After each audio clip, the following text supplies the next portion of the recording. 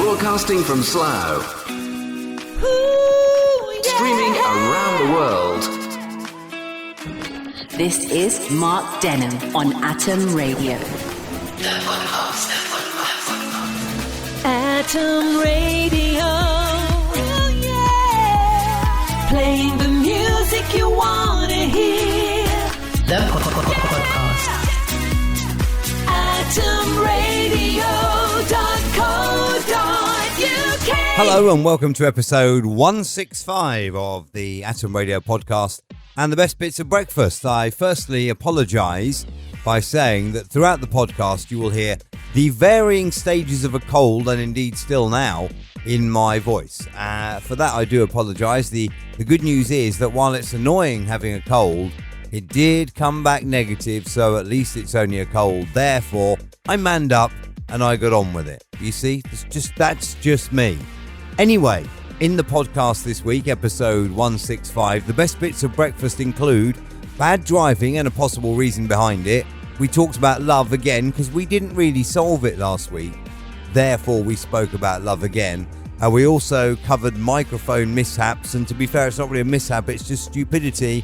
We talked signs you're getting old, and we talked children's TV. All that and more coming up over the next, maybe however long the podcast is. Settle back and enjoy.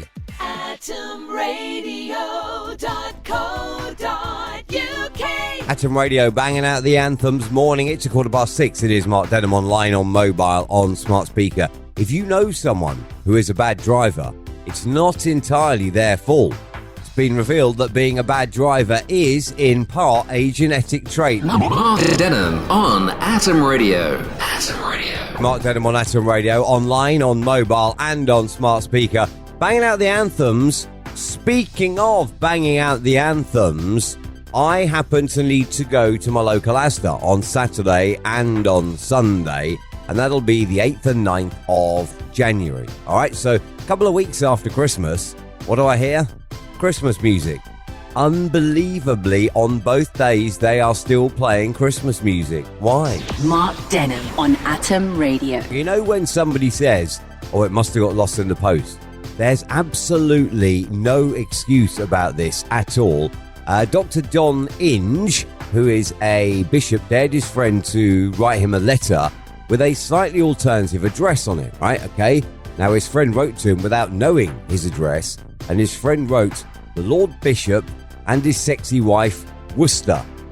The letter actually arrived with Dr. John Inge, the Bishop of Worcester. Fortunately, he and his wife both saw the funny side, which is probably just as well, really, considering he did ask them to do it. Mark Denholm. AtomRadio.co.uk. Streaming from Slough, banging out the anthems. This is Atom Radio, online, on mobile, on smart speaker. Today we're talking about love, and I will get your emails. Love at first sight, does it exist or not? If you are planning a first date, revealed the cinema is the worst place to go on a first date because you're both just sat there in silence. So there you are. Don't go to the cinema. Mark Denholm on Atom Radio. Atom Radio. Today we solve a problem that we did not solve last week. And that is, I kind of put out the question, does love at first sight actually exist or not? Which wasn't really the question because we ended up looking at a couple of surveys, the one of which kind of says that love at first sight doesn't exist because that survey reveals 2/3 of modern day couples are friends before they couple up, which must mean therefore that you get out the friend zone, and therefore that's not love at first sight, is it? Otherwise you'd never have been in the friend zone in the first place. Today I ask, does love at first sight exist? And if you say yes, I would like proof, if you don't mind, on air at atomradio.co.uk. Morning Mick, how you doing? Mick says, morning Marky, love at first sight cannot possibly exist because otherwise how would there be so many breakups? It's a fair question, Mick. It is a fair question. But on the flip side, could it be that they fell in love at first sight and then fell out of love later? I don't know. Mark Denholm on Atom Radio. I get to this email from Neil, and this makes it 1-1 this morning in terms of does love at first sight actually exist. Neil says, when I was at primary school, I had a girlfriend, as we all did at primary school, and her name was Tessa. We were in the last year of primary school, but then my parents inconsiderately moved away, and I ended up going to a different secondary school than Tessa, and we ended up losing touch. However, when we were both 19, we met up again. Just by coincidence, we met up again, and there was just a spark there. And here we are now, been married for 12 years, and we got 3 kids. So love at first sight does exist. Do you know what, Neil? That is such an amazing true love story. I'm kind of jealous of that. But yeah, thank you so much for getting in touch today, and hopefully many more happy years. Mark Denham. AtomRadio.co.uk. Morning, 6:14, Mark Denham on Atom Radio, loud, proud and standing out from the crowd, and happy hump day as it is Wednesday. Psychology says friendship is not about who you spend the most time with, it's who you have the best time with. Mark Denham on Atom Radio. Atom Radio, 6:24, Wednesday morning, we're online, on mobile, on smart speaker. You know, Novak Djokovic earlier in the week got allowed to stay in Australia, although they do still have the right to cancel his visa even, and deport him. Well, the story rumbles on after Australian newsreaders were caught on tape. What they thought was off air, they're caught on tape calling him a lying, sneaky a-hole. The tape has since been leaked as well. I have a fairly simple philosophy, and that is not to say anything in front of a microphone that I am not in control of. I'm sat here right now, and I'm sat on my own, therefore I am in control of everything in here. Anything that I say that I don't want to be heard, I can just say with the microphone off, and it's all good. I wouldn't, however, if somebody else was controlling the Atom Radio studio with I knew tapes rolling in that, and it was being recorded, I wouldn't say anything off the microphone that I would say on the microphone. Now, these Australian newsreaders, though, have been caught out by this, calling him a lying, sneaky a-hole when they thought they were off air. Obviously, the tapes are constantly recording, though, and now that has been leaked around the world, causing just some minor embarrassment. Mark Denham. AtomRadio.co.uk. Cast your mind back, if you will, to yesterday. And yesterday we asked you, somewhat tongue-in-cheek, if you were hosting a party to take advantage of the fact the weather was decent yesterday, not warm but sunny, what celebrity would you invite to your bring your own booze party in your own garden, which thankfully, if being held on the 12th of January even, would have broken no rules, right? And I was quite surprised yesterday that a couple of people actually said me, because A, I'm not really a celebrity, and B, I don't really think I'm that interesting. But anyway, thank you so much to Steph and Stacey, who both said me yesterday. And clicking through the stats as well, I came second in that. If we'd have done a top 5, I came second only to Lewis Hamilton, who is the joint most winning Formula One driver in terms of world championships. Me, I do this humble little radio show of a morning. Lewis Hamilton has won 7 World Drivers' Championships in Formula One. So I am actually, in all fairness, quite happy with that, if I'm honest, between you and me. I'll take that, second to Lewis Hamilton. It's just annoying, really, that Lewis Hamilton had to be in the running. Otherwise, I could easily have got away with it, and I could have won it without even thinking I'd ever get a vote. Mark Denham on Atom Radio. Yesterday, during a WhatsApp conversation, I sent back a thumbs up emoji as an acknowledgement of a message that I was sent, and I was then told that that makes me old. Apparently, using the thumbs up emoji is a sign that you are getting old, and annoyingly, if I look at my phone right now, the thumbs up emoji on my iPhone and my iPad is the most used emoji on both devices. So therefore, according to this person, I am getting old. I 100% naturally disagree with this, because I don't think I am, and I just think that the thumbs up emoji is a handy way of just saying, okay, yeah, I agree, I acknowledge, or whatever, or I've received it, or good idea. Has many uses, and it's much quicker than having to type them out. Today I ask you, though, what is a sign that you are getting old? Morning, Kate. Now, Kate, I don't know if you are on the young side referring to the elders, or whether you're on the elder side referring to your children's misuse of the volume control. But Kate says telling your children to turn down their music is definitely a sign that you're getting old. Life is like a cycle, isn't it? You know, when you are a child, you always get your parents, turn that down.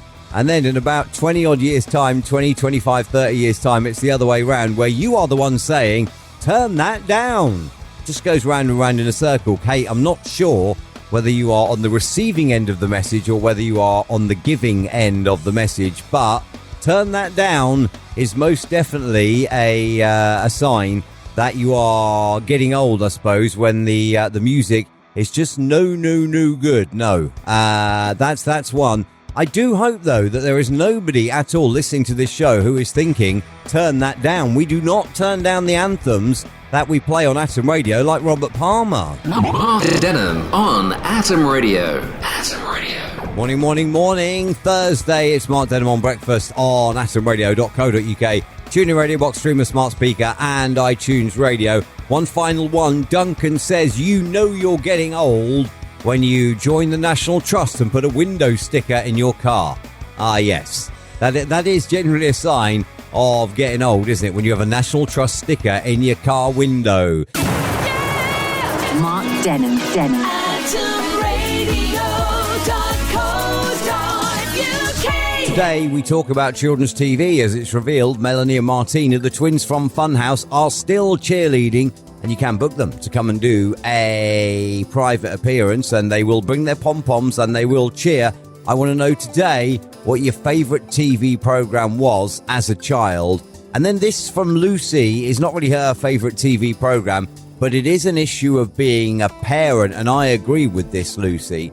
Lucy says, when my daughter was younger, she used to love Balamory on CBeebies, but the problem was after I'd sat and watched it with her, I'd go off in the kitchen to go and make a cup of tea or maybe make lunch or something, and I'd find myself singing the theme to Balamory as I was making the lunch. Aha! Do you know what? Yeah, what's the story in Balamory, wasn't it? That's the one. I used to find that my godson used to love Thomas the Tank Engine, and he would always watch those, and I used to find myself like humming and singing their 2, their 4, their 6, their 8. It is a thing, isn't it, with kids' TV? It's made so catchy for the kids, which then annoyingly also ends up catchy for the adults as well. What was your favourite TV programme when you were a child? On air at atomradio.co.uk. Mark Denham on Atom Radio. Morning, Rob. How you going? How's your Friday so far, Rob? Rob says, in terms of children's TV, you can't beat cartoons, surely, and you can't beat Tom and Jerry, which is absolutely classic. Do you know what, Rob? I remember as a child watching Tom and Jerry, and Scooby-Doo was another one. If we're talking cartoons, that would have been my favourite cartoon as a child. I love Scooby-Doo. Jackie? Love Scooby-Doo. But I can't remember the last time I saw a Tom and Jerry. I genuinely can't. And when you think as well, when Tom and Jerry first started, nowadays, I'd imagine a lot of cartoons are all CGI now, but when Tom and Jerry first started, every single scene had to be animated by an animator. Imagine how long it used to take to make a cartoon. That's, I've not seen a Tom and Jerry for ages. I'm going to may have to YouTube a Tom and Jerry now. Thank you, Rob. I might have to. Classic. And indeed, maybe even later, having got the Scooby-Doo box sets, because A, I loved them as a child, and B, my godson also loved them when he was growing up. I got all the box sets and I ripped them, so I might even watch a Scooby-Doo after the show this morning. Morning, Liam. Cartoon is Liam's, but to be fair, Liam, and I'm not cussing your childhood here, nowhere near as good as Tom and Jerry nor Scooby-Doo. Liam says my favourite growing up as a child was Bob the Builder. Can we fix it? It was an important question, wasn't it? It was an important question. I don't think I've ever watched an episode of Bob the Builder. I have used the theme music before.